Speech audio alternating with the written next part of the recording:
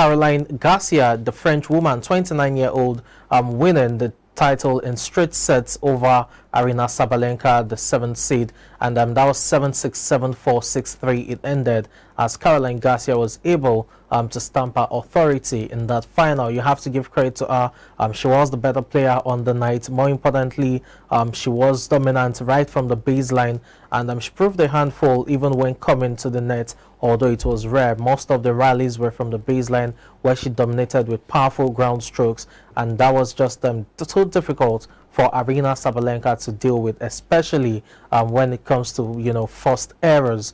You had those painting of the lines from Garcia, and Sabalenka was literally all over the line trying to play defense. But it's the beauty of tennis, the fact that you're all over the line, you're committing forced errors, but you're still sticking in, especially when it comes to playing attacking tennis. But for Sabalenka, it wasn't to be on the night, as Caroline Garcia won the title in straight sets, as I said earlier. For Sabalenka, she's just 24 years old, so she would have enough time to probably clinch, her hands on the title. But for Caroline Garcia at 29, considering that, there's the place of, motherhood and all of that, this is definitely the biggest title of her career. And it's astonishing what she's been able to achieve over the last 5 months, considering she was outside the top 70 in world rankings as of June this year.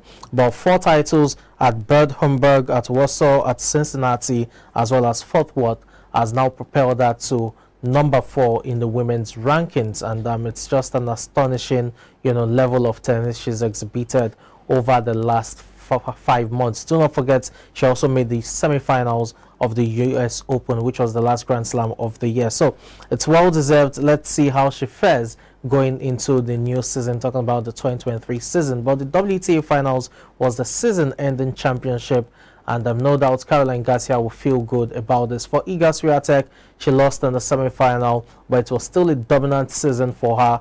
Emerging as the best player since Ashley Barty, announced that shock retirement after winning the Australian Open. You had Iga Swiatek winning 2 Grand Slam titles as well, talking about the US Open and the French Open, and she won more games than anyone else on the tour. So it's Iga Swiatek's season. Let's see what 2023 has to offer. Now let's turn our attention to basketball.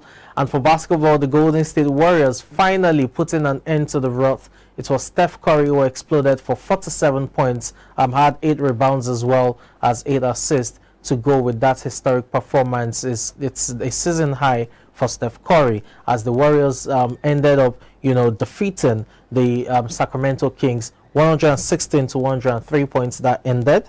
And it was Steph Curry, as I said earlier, who had 47 points. You had Andrew Wiggins contributing 25 points to it. Klay Thompson made a return to the lineup and had 16 points. You had Draymond Green as well with 11 points, 8 rebounds and 6 assists. And for the Warriors, the win propels them to 4 wins and 7 losses to the start of this season. As I said earlier, they lost their previous 5 games, all 5 coming on the road. But this time around, they're back at the comfort of Chase Center in San Francisco, and they're back winning games again. 4 wins, 7 losses to the start of the season for the Warriors. For the Sacramento Kings, the loss puts their record to the season at 3 wins and 6 losses. It was the Aaron Fox who top scored for them with 28 points, as well as 6 assists to go with that. You had Malik Monk, that's the former Lakers guard, with 24 points, 6 rebounds and 4 assists coming off the bench. Not forgetting Domantas Sabonis with 19 points, 14 rebounds and 6 assists as well. Well, for both teams, they'll be taking on the Cleveland Cavaliers next, and it's the Kings who will take on the Cavs first on Wednesday.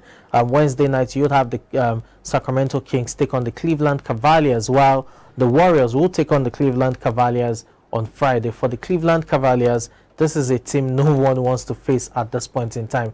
They're on an 8-match winning streak, and they are very dominant. I'm talking about Darius Garland as well as Mitchell Donovan, known as the Spider. It will be intriguing to see how that fares. Well, let's turn our attention to another team, a team that is struggling at this point in time, struggling badly, and that's the Los Angeles Lakers. They were up against the Utah Jazz franchise, and you had LeBron James sitting this one out. It was an on-demand Lakers side, it must be said, but it was the Jazz who ended up winning. It was a blowout win, in fact, 23-point margin, 139 to 116 points that ended as the Utah Jazz won that game. You had Laurie McCracken with 23 points, Jordan Clarkson as well with 22 points to lead the Jazz, while for the Lakers it was Anthony Davis who had 29 points, top scoring for the franchise.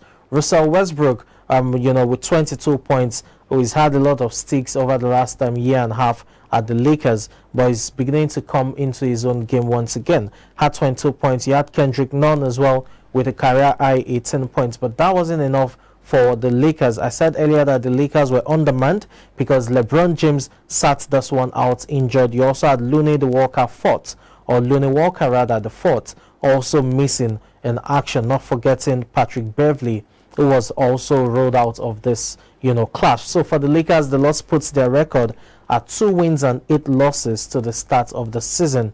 Definitely not a good run, not even inspiring confidence of sneaking a play-in spot. While for the Utah Jazz, there are 9 wins and 3 losses to the start of the season.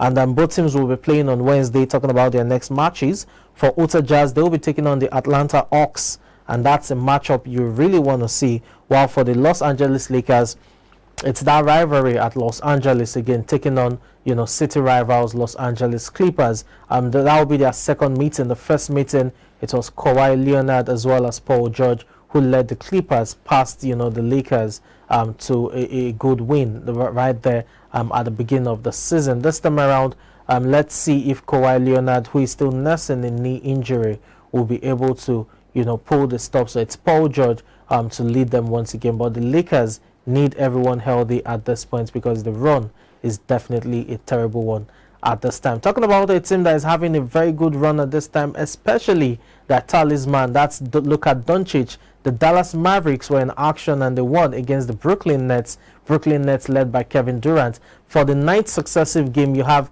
Luka Doncic scoring 30-plus points, and he is only the second man to do that in the history of basketball, aside Wilt Chamberlain, who had 30 plus points in his first 23 games way back as in 1961. And this time around, it's Luka Doncic who top scored for the Mavericks with 36 points, and you also had Dorian Finney-Smith with 18 points. Not forgetting Josh Green adding 16 points as well. For the Nets, Kevin Durant was the one who top scored with 26 points. Cam Thomas with 19 points. Joe Harris with 14 points. Do not forget that for the Brooklyn Nets, they still have Kyrie Irving suspended for his anti-Semitic stance or belief, as it were.